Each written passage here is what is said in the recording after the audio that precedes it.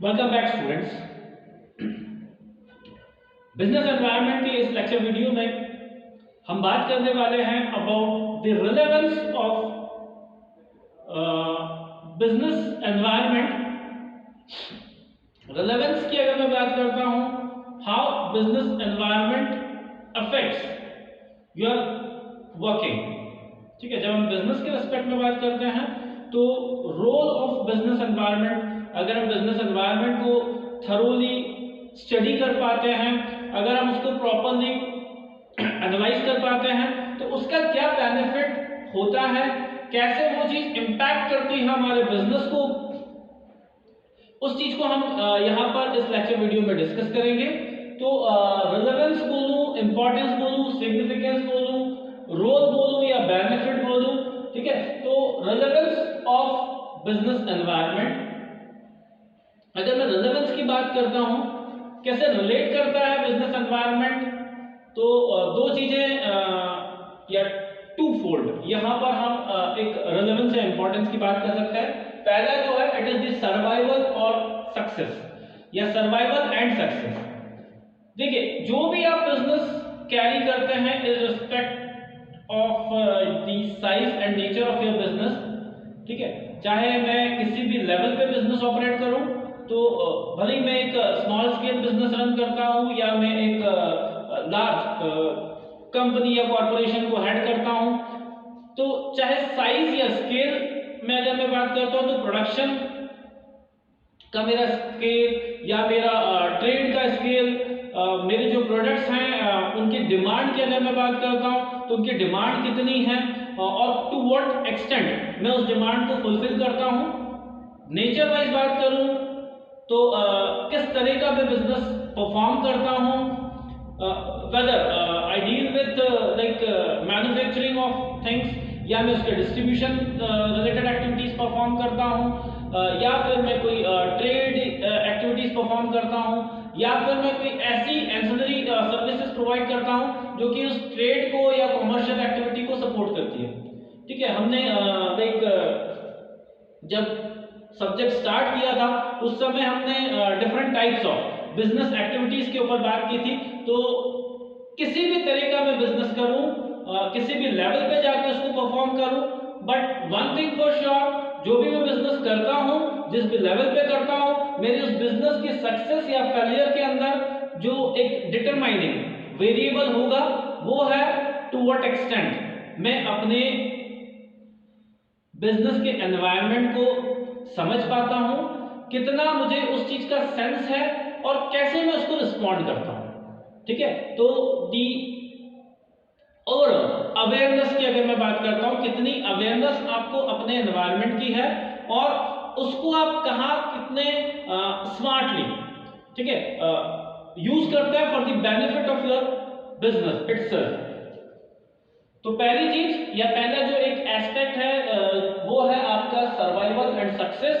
दूसरा जो है it is exchange of information, resource and power. जो भी आपका एनवायरनमेंट है, आपको अपने एनवायरनमेंट से ही, ठीक है, जब मैं बात करता हूं इंफॉर्मेशन की, रिसोर्सेज की या फिर पावर की, ये सारी चीजें आपको मिलती है कहां से? आपके एनवायरनमेंट से। जो भी वैल्यूएबल इंफॉर्मेशन आपको मिलती है, जो भी लाइक रिसोर्सेज, अगर मैं बात करता हूं जो फिजिकल रिसोर्सेज हैं उनसे रिलेटेड जो भी इनपुट्स आपको मिलते हैं, प्लस जो एक फ्रीडम, जो एक ऑटोनॉमी आपको मिलती है अपने बिजनेस के रिस्पेक्ट में, जो एक प्रिविलेज आपको मिलता है अपने बिजनेस को फ्रीडम या फ्रीली परफॉर्म करने के लिए, वो सारी चीजें भी डिपेंड करती है कि आपकी कितनी थरो अंडरस्टैंडिंग है आपके बिजनेस एनवायरनमेंट को लेके। अगर प्रॉपर अंडरस्टैंडिंग होगी तो इंफॉर्मेशन का फ्लो सही रहेगा, आपको टाइमली इंफॉर्मेशन मिलेगी, उनको आप यूज कर सकते हैं अपने बिजनेस को प्रॉपर मैनेज करने के लिए। रिसोर्सेज की जो सप्लाई है वो आपको अनवरत, कंटिन्यूअस, विदाउट एनी हिंड्रेंसेस या without any blockages, without stoppage आपको मिलती चली जाएगी। पावर की जहां तक सवाल है, you will be in a dominating position, ठीक है, आप एक कमांडिंग पोजीशन में रहेंगे, आप एक सुपीरियर पोजीशन में रहेंगे, आप बहुत सारे राइट्स और प्रिविलेजेस एंजॉय करेंगे। कब? जब आपकी अंडरस्टैंडिंग बिजनेस एनवायरनमेंट को लेके प्रॉपर हो। तो बिजनेस एनवायरनमेंट कहां कैसे आपके बिजनेस को अफेक्ट करेगा, क्या हेल्प या क्या इनपुट आपको मिलते हैं, उसको हम वन बाय वन अब देखते हैं। पहली चीज है जो फर्स्ट यहां पर एक पॉइंट लिखा हुआ है, that is first mover advantage. Business environment आपको वो एक चांस देता है कि आप अपॉर्चुनिटीज को आइडेंटिफाई कर सकें। अपॉर्चुनिटी लाई करती है आउटसाइड योर बिजनेस, है ना। आप जो करते हैं दैट इज फाइन, बट आप किसके लिए कर रहे हैं? आप पब्लिक के लिए कर रहे हैं, आप कस्टमर्स के लिए कर रहे हैं। उनके जो टेस्ट एंड प्रेफरेंसेस हैं वो रेगुलरली, ठीक है, दे कीप्स ऑन चेंजिंग। तो जो भी चेंजेस हो रहे हैं मार्केट के अंदर, जो कंपोजिशन है मार्केट का वो जिस तरह से चेंज हो रहा है, उसके चलते क्या चीजें ट्रेंड में आ सकती है, क्या नई अपॉर्चुनिटीज हैं जो आपके लिए बनती है या बन सकती है, उनको आपको एनगेज करने के लिए, ठीक है, जो भी बेसिक आइडियाज हैं वो मिल सकते हैं जब आपके पास एक प्रॉपर अंडरस्टैंडिंग होगी। फर्स्ट मूव एडवांटेज आप ले सकते हैं। एग्जांपल अगर हम देखें, लाइक जो मिडिल क्लास फैमिलीज हैं, है ना, अगर मैं मिड सेगमेंट ऑफ कार्स की अगर मैं बात करता हूं, मारुति सुजुकी, अगर आप ध्यान दें तो they are the first one जिन्होंने आइडेंटिफाई किया, और जो स्मॉल कार सेगमेंट है वहां पे उन्होंने एक range of like vehicles start किए थे। They were the first to offer like four wheelers. अगर मैं बात करूं if the likes of like Maruti का जो 800 वेरिएंट आया था, देन उनका जो ऑल्टो वेरिएंट है, ठीक है, इवन वैगनआर, ये सारी जो कार्स हैं दे offer immense benefits. Economic benefits की अगर मैं बात करता हूं, कंफर्ट इन क्लास की बात करता हूं, तो जो भी कस्टमर्स हैं दे हैव वेलकम्ड इट, है ना। तो वो जो है एक फर्स्ट मूवर एडवांटेज उनको मिला, they have identified the opportunity and उसको उन्होंने टाइमली एनगेज किया।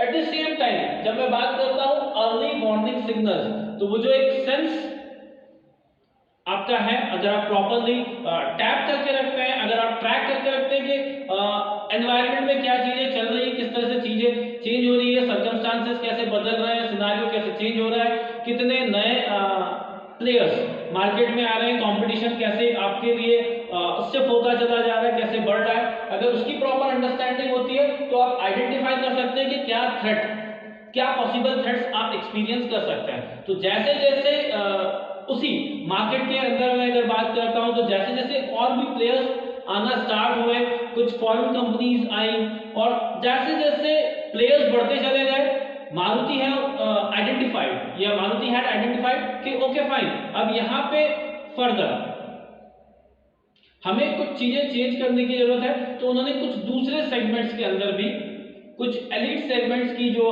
उनके वेरिएंट्स हैं वो भी उन्होंने मार्केट में इंट्रोड्यूस किए, बिकॉज उनको पता है कि कहीं ना कहीं एक स्टैग्नेशन आ सकता है, और भी कॉम्पिटिटर्स आ रहे हैं, जैसे हुंडई है बाद में, और भी जो आपके दूसरे प्लेयर्स हैं। तो उस सेगमेंट में जब दूसरी इकोनॉमिक कार्स मिलने लगी, तो बट ऑब्वियस है कि कहीं ना कहीं सेल्स का ड्रॉप आ सकता था।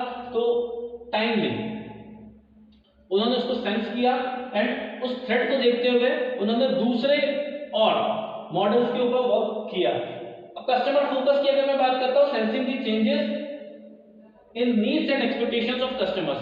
अब कस्टमर्स की जो नीड और एक्सपेक्टेशंस हैं वो टाइम टू टाइम चेंज होती रहती है, उसको ध्यान में रखते हुए आप अपना जो फोकस है वो लूज ना करें, और जो कस्टमर चाहता है आप उसको वो चीज प्रोवाइड कर सके। तो कस्टमर फोकस मेंटेन करके रखने के लिए एक प्रॉपर अंडरस्टैंडिंग जरूरी है बिजनेस एनवायरनमेंट की। फिर स्ट्रेटेजी की जब बात आती है, स्ट्रेटेजी फॉर्मुलेशन, चाहे हम किसी भी फंक्शनल एरिया की बात करें, बिजनेस के कोई भी एस्पेक्ट को अगर हम कवर करके देखें तो हर जगह स्ट्रेटेजी तैयार करने में बिजनेस एनवायरनमेंट और उसकी प्रॉपर अंडरस्टैंडिंग वो रिक्वायर्ड होती है। Providing relevant information, business environment ही हमें रिलेवेंट इंफॉर्मेशन प्रोवाइड करता है जो कि एक बेस होती है किस चीज के लिए, स्ट्रेटेजीज बनाना।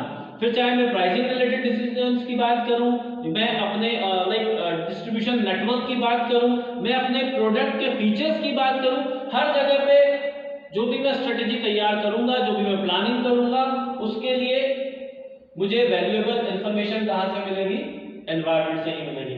फिर जो बिजनेस एनवायरनमेंट है वो एक चेंज एजेंट की तरह काम करता है। It acts as change agent, वो एक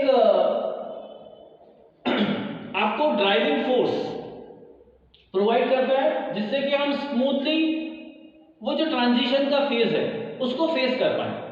ठीक है, तो जो भी चेंजेस रिक्वायर्ड है वो चेंजेस प्रॉपरली आ पाए, हम इनकॉर्पोरेट कर सकें, हम हमारे एक्सटर्नल एनवायरनमेंट को रिस्पॉन्ड कर पाए, जो भी कस्टमर्स चाहते हैं वो हम चेंजेस लेके आ पाए अपने प्रोडक्ट्स में, अपनी सर्विसेज में। उसके लिए बिजनेस एनवायरनमेंट हमें हेल्प करता है। बिजनेस एनवायरनमेंट हमारी इमेज, हमारी जो गुडविल है उसको फॉर्म करने में, बनाने में हमें मदद करता है। एंड फाइनली ऐसा कहा जाता है कि हमें हर समय कुछ ना कुछ सीखते रहना चाहिए। तो वो जो लेसन्स हैं, बहुत सारे प्रैक्टिकल लेसन्स हमें सीखने को मिलते हैं दूसरों से, दूसरों की मिस्टेक से। हमने पहली चीज लिखी थी सर्वाइवल ऑफ सक्सेस। जो वेल एस्टैब्लिश कंपनीज हैं, जो बड़े बड़े बिजनेसेस हैं जो कि पहले से चलते आ रहे हैं, उनका सक्सेस का फॉर्मूला क्या है, हम उसको स्टडी कर सकते हैं, हम उनको एज एग्जांपल लेके उनसे सीख सकते हैं, हम उनकी मिस्टेक से सीख सकते हैं। ठीक है, जो पॉजिटिव मूव्स उन्होंने लिए हैं हम उनसे लेसन्स ले सकते हैं। तो जब मैं बात करता हूं कंटिन्यूअस लर्निंग की, keeping in touch with the changing scenario, वहां से कंटिन्यूअसली हम कुछ ना कुछ चीजें सीख सकते हैं और हम हमारे बिजनेस को अपग्रेड करके आगे बढ़ते रह सकते हैं। तो जब बात आती है वो 2.0 वर्जन की, ठीक है, आप भी का इंप्रूव वर्जन, आपका जो बिजनेस है, आपके बिजनेस को आप नेक्स्ट लेवल पे ले जा सकते हैं। उसके लिए you need to have good lessons, है ना। तो आप लोगों से, आप अपनी मिस्टेक से सीखें।